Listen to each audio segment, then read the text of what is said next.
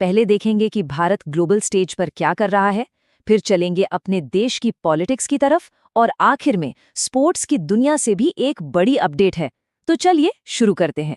चलिए सबसे पहले बात करते हैं इंटरनेशनल अफेयर्स की।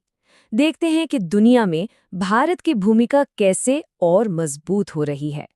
तो पहली बड़ी खबर आ रही है ब्रिक्स से। अब ब्रिक्स तो हम जानते ही हैं, दुनिया की 5 बड़ी उभरती अर्थव्यवस्थाओं का ग्रुप।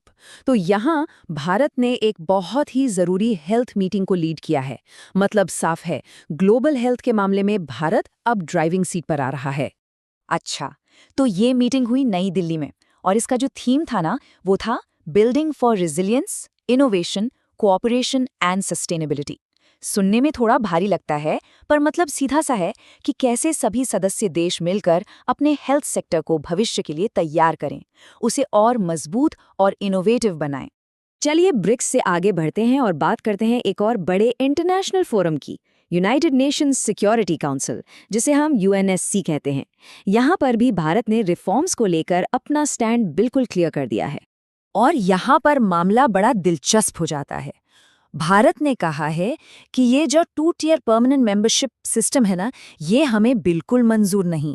इसका मतलब है कि भारत नहीं चाहता कि परमानेंट मेंबर्स की 2 कैटेगरी बन जाएं, एक जिनके पास सारे अधिकार हों और दूसरे जो सिर्फ नाम के परमानेंट हों। इसकी जगह भारत सपोर्ट कर रहा है G4 प्रपोजल को। तो सवाल ये है कि ये G4 प्रपोजल आखिर है क्या?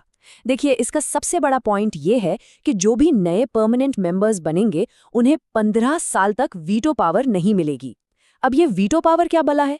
इसे ऐसे समझिए कि ये एक सुपर वोट है।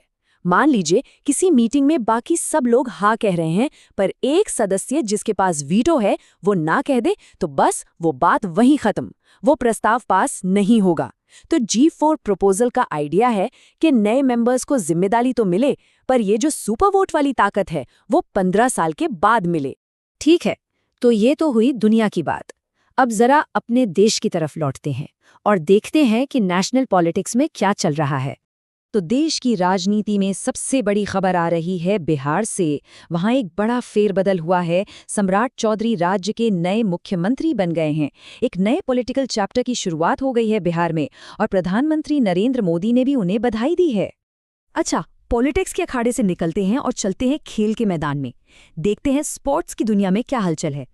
स्पोर्ट्स में खासकर युवा